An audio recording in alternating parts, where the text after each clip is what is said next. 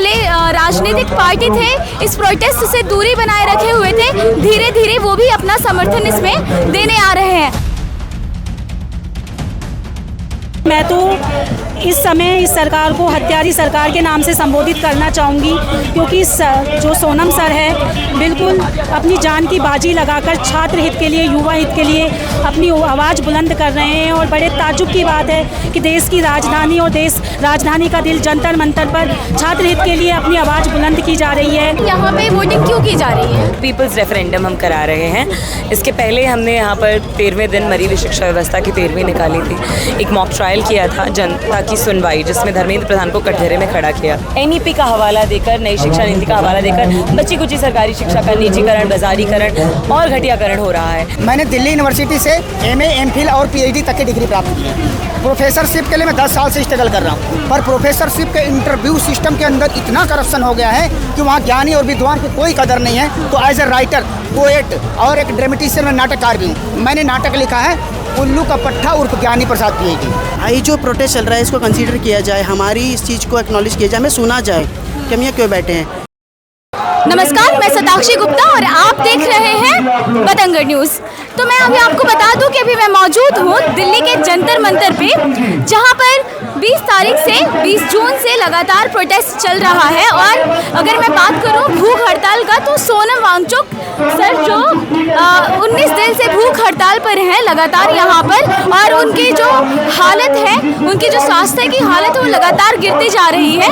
लेकिन अगर मैं देखूँ कि इस प्रोटेस्ट में, जैसे बीच में कहा जा रहा था कि प्रोटेस्ट की भीड़ कम होने लगी है या प्रोटेस्ट की रफ्तार कम होने लगी है, तो उस रफ्तार में फिर से एक उछाल आ गया है। आप देख सकते हैं कि कैमरा पर्सन आप चारों ओर दिखाइए कि यहाँ पे जो जंतर मंतर का सड़क है वो फिर से चारों ओर भीड़ से बढ़ चुका है और लोगों की भीड़ यहाँ पे आ चुकी है। इवन अब एक चेंज हुआ है कि जो भी पहले राजनीतिक पार्टी थे, इस प्रोटेस्ट से दूरी बनाए रखे हुए थे, धीरे धीरे वो भी अपना समर्थन इसमें देने आ रहे हैं। अगर मैं बात करूँ तो उधर आप देखिए कि जो स्टेज है, स्टेज पे आज समाजवादी पार्टी की नेता जो है डिम्पल यादव, वो भी सोनम वांगचुक सर के समर्थन में स्टेज पे पहुंच चुकी हैं। अभी हम देखेंगे कि वो अपने स्पीच के माध्यम से कैसे प्रदर्शनकारियों को संबोधित करती हैं और सोनम वांगचुक सर के लिए क्या कहती हैं। सोनम सर के समर्थन में आप क्या कहना चाहेंगी? और जो सरकार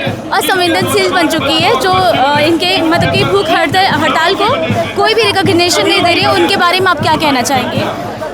देखिए, सोनम सर जो ये हमारी शिक्षा प्रणाली में बदलाव के लिए 18 दिन से अनशन पर बैठे हुए हैं और आज उनके अनशन का 19वां दिन है। लेकिन जो हमारी निरंकुश सरकार है, हट धर्मी सरकार है, आप देख सकते हैं कि उनके कान में जू भी नहीं रह रही है।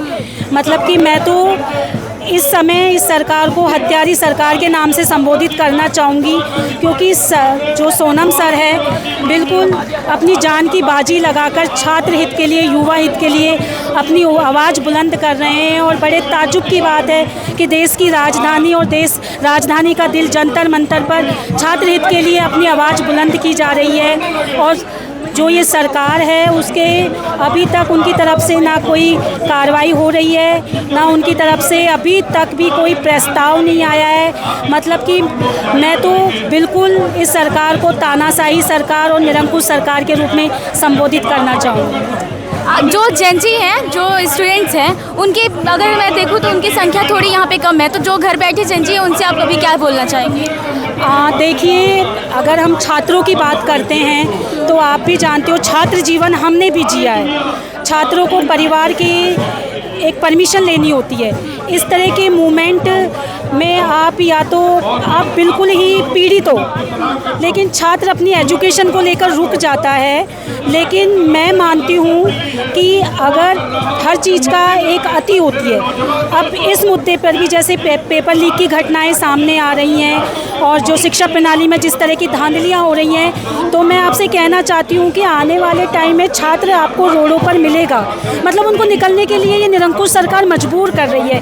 जंतर मंतर पे जो होने वाला प्रोटेस्ट है, इस प्रोटेस्ट को 20 तारीख को पूरा करीब 1 महीना हो जाएगा, लेकिन एक महीने में जो लगातार प्रोटेस्ट होते आ रहा है उसमें अगर हम देख लें तो हमेशा रचनात्मक तरीक़ों से और हर दिन कुछ अलग चीज़ें, कुछ नए तरीके यहाँ पे जो भी प्रदर्शनकारी हैं वो लेकर के आते हैं और अपना विरोध दर्ज करवाते हैं। और उसी के तरीके से अगर मैं देखूँ यहाँ पे, तो आज कुछ जो नया मुझे देखने को मिला वो ये है यहाँ पे कि यहाँ पे एक वोटिंग हो रही है।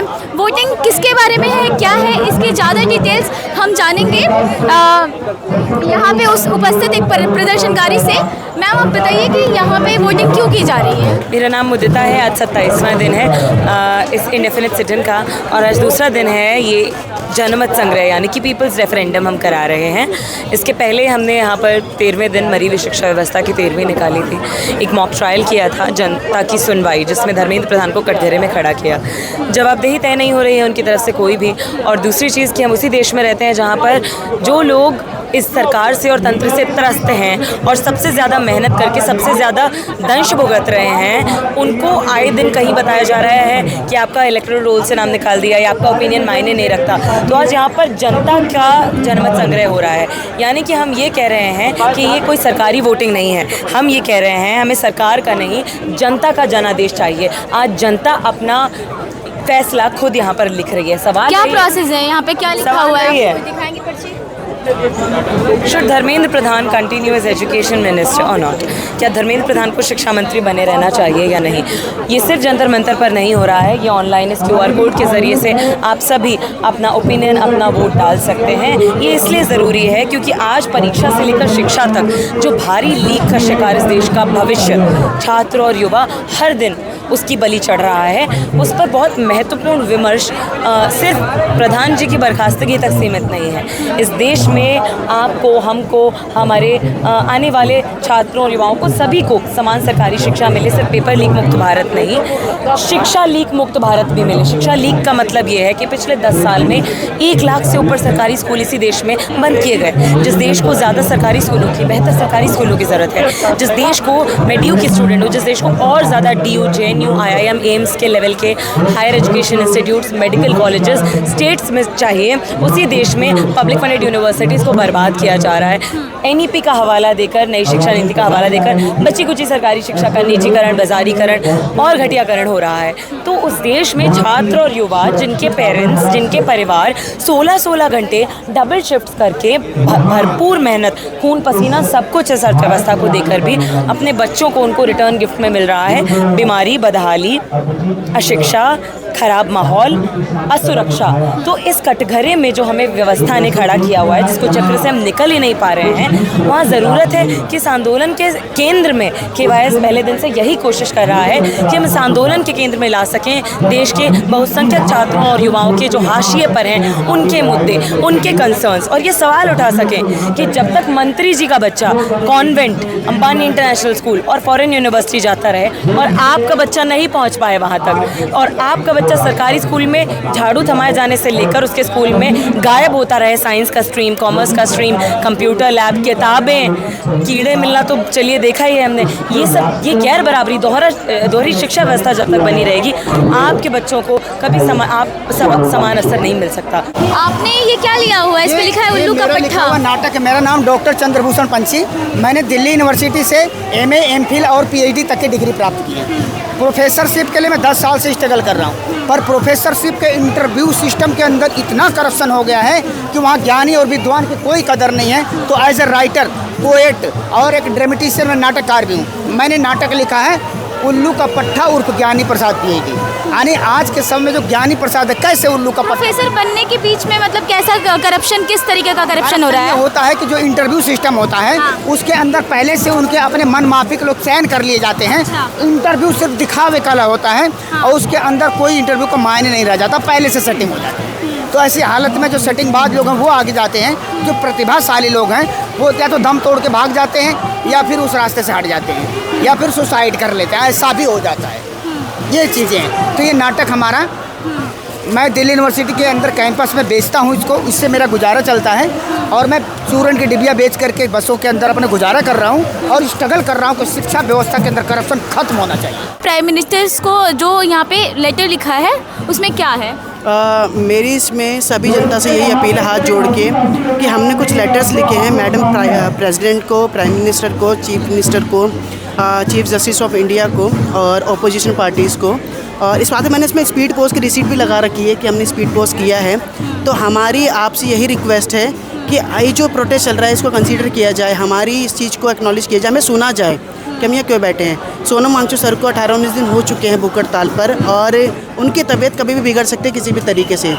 तो हम ये चाहते हैं कि जितनी भी जनता, हम सबसे अपील करना चाहते हैं कि प्लीज़ इस लेटर्स को देखिए, आप अपनी तरफ से ईमेल कीजिए, उन्हें लेटर लिखिए, स्पीड पोस्ट कीजिए या किसी भी तरीके से उनसे सवाल पूछिए।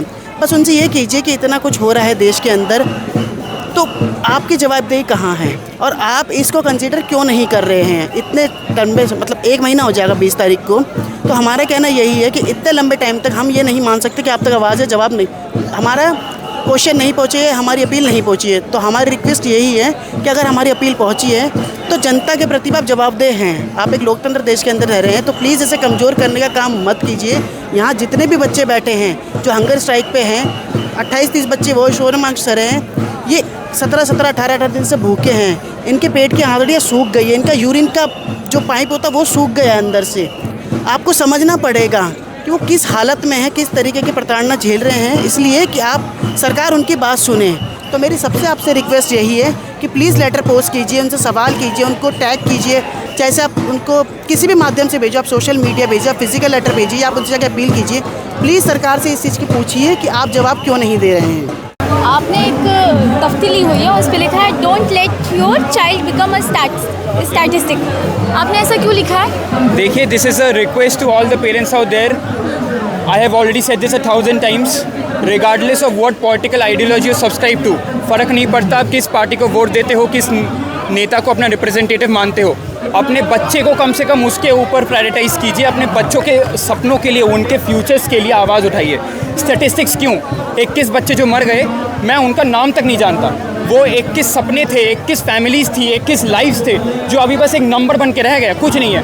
एक पेपर पे एक नंबर है, कल उसको पलट दिया जाएगा, हम भूल जाएंगे, मैं खुद भूल जाऊंगा।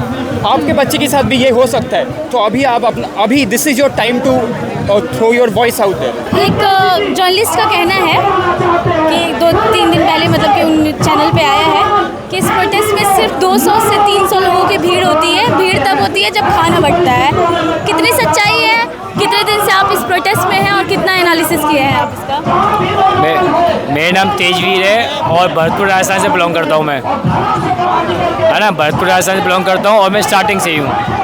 और मैं आज आपको बता दूँ, आप खुद मौजूद भी हैं इस जगह। आज सुबह से हम सभी लोगों ने, जितने भी यहाँ पे हैं, हम सब लोगों ने एक डिसाइड किया कि आज खाना नहीं बटेगा। तो आज हम सब लोग भूख हड़ताल पे हैं और अभी भी आप देख सकते हो कि हज़ारों की भीड़ खड़ी हुई है मौजूदा टाइम में। और आपके चैनल के माध्यम से जो अंधभक्त हैं उनको भी एक बात बता दूं, हाँ, 3 दिन पहले आप कुछ और कहते तो कुछ और नज़ारा होता, पर अब क्या है कि जितने विपक्षी शासन है हमारे साथ में, उन्होंने हमारा माहौल देख के, पूरे देश भर में नहीं, जंतर मंतर पे माहौल देख के जितने विपक्षी शासन है वो सपोर्ट में आ चुके हैं, जितने भी बड़े संगठन है वो सब सपोर्ट में आ चुके हैं। अभी फ़िलहाल में प्रेजेंट टाइम में जो अखिलेश जी की धर्मपत्नी थी वो भी मौजूदा थी। और कल आपने देखा हो जो हमें चंद्रशेखर जी थे, जो अपने आप में खड़े हो जाए तो 5-10 लाख की भीड़ तो वैसी आ जाती है। तो देखिए, ये बात तो तय रहा कि एक जन सैलाब आएगा 20 तारीख को, अब डाउट नहीं है। 3 दिन पहले बात थी वो अलग बात थी, है ना। अब देशवासियों से इतने निवेदन है, हज़ारों आंदोलन चल रहे हैं, सबकी समस्या से सबका समाधान एक ही है, शिक्षा। आप शिक्षा को ठीक कर दीजिए, काफ़ी हद तक समस्या खत्म हो जाएंगी। शिक्षा खराब होगी तो लाख समस्या और पैदा हो जाएंगी। परंतु मैं सभी देशवासियों से और दिल्ली वासियों से निवेदन करता हूँ, ओवर कॉन्फिडेंट में मत आओ। आप सब लोगों की जिम्मेदारी है, आप सब लोग इस जो इतने बड़े आंदोलन जो कि शांतिपूर्वक है ना, तो ये जन सैलाब में आप पार्टिसिपेट कीजिए 20 तारीख को सुबह जल्दी, और देश को बता दीजिए, सरकार को बता दीजिए कि सरकार हमारे पैसे चलती है, संसद हमारे पैसे चलता है। जो जितने भी नेता हैं वो हमारी सैलरी उनको सैलरी मिलती है, हमारे पैसे मिलती है। उनके बच्चे जो पढ़ते हैं विदेश वो हमारे पैसों से पढ़ते हैं। तो अब वक्त आ गया है। मैं एसएससी का स्टूडेंट हूँ और एग्ज़ाम में कोई पारदर्शी नहीं है, कोई जवाबदेही नहीं है, सिस्टम भ्रष्ट हो चुका है। सरकार वो अपने ईगो पे लेके वो बिल्कुल भी नहीं सुनती। और सरकार में बैठे हुए भी लोगों से मेरी एक अपील है कि आपके घर में भी बच्चे बेटियाँ, यहाँ मेरी बहनें भी बहुत सारी बहनें हैं, भाई है, और सोनम सर जो बैठे हैं हंगर स्ट्राइक पे, तो आपके परिवार में कोई एक सुबह कोई नाराज़ होकर शाम तक खाना नहीं खाता है तो आप भी मनाने लग जाते हो। तो ये किसी के परिवार के हिस्से नहीं है। हम मान लो व्रत रखते हैं सुबह से शाम तक किचन के चक्कर लगाना स्टार्ट कर दें, 19 दिन से वो भूखे, क्या उनकी हालत है।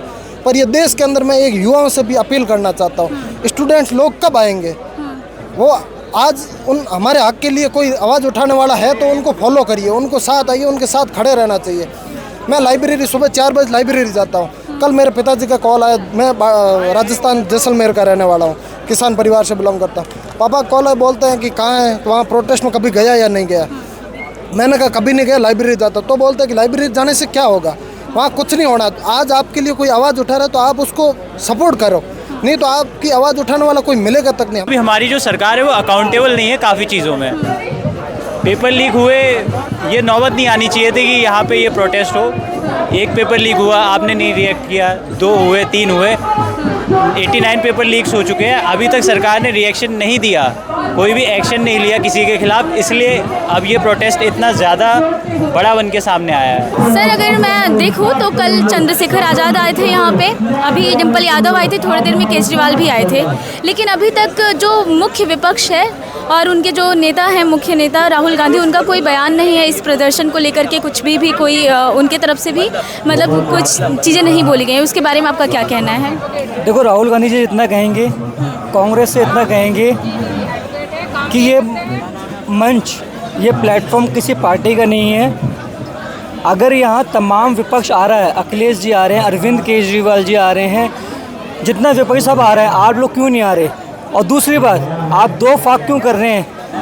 मांग एक, लेकिन संघर्ष 2 दिख रहा है। संघर्ष एक होना चाहिए। जैसा कि जंतर मंतर से जैन जी का संसद का घेराव है 20 तारीख का, वहीं राहुल गांधी जी कांग्रेस के वर्करों को कहते हैं कि 21 तारीख को हम संसद का घेराव करेंगे। क्यों? आप ये 2 चीज़ क्यों दिखा रहे हो? 21 तारीख को वो क्यों घेराव करेंगे? ये तो आप मीडिया, आपको भी पता है, उनको भी 20 तारीख को आना चाहिए ना। वो 2 फाक क्यों दिखा रहे हैं? तो राहुल गांधी इतना कहेंगे कि वो भी आएँ इस मंच पर। ये पार्टी का मंच नहीं है, यहाँ छात्र की बात है और छात्र सिर्फ एक ही डिमांड कर रहा है, शिक्षा व्यवस्था को ठीक किया जाए। और दूसरी बात, राहुल गांधी जी इतना कहूँगा मैं कि राहुल गांधी जी, अगर अरविंद केजरीवाल जी इस मंच पे आ रहे हैं, क्योंकि ये मंच पार्टी का नहीं है, ये छात्र का मंच है, यहाँ अरविंद केजरीवाल जी, अखिलेश जी आ रहे हैं, बाकी दल आ रहा है, तो आप भी आइए। सोनम वांगचुक जी के लिए आ जाइए, क्योंकि सोनम वांगचुक जी अपने लिए नहीं मांग रहे, जो मांग रहे आने वाली पीढ़ी के लिए, क्षेत्र देश के भविष्य के लिए बात कर रहे हैं।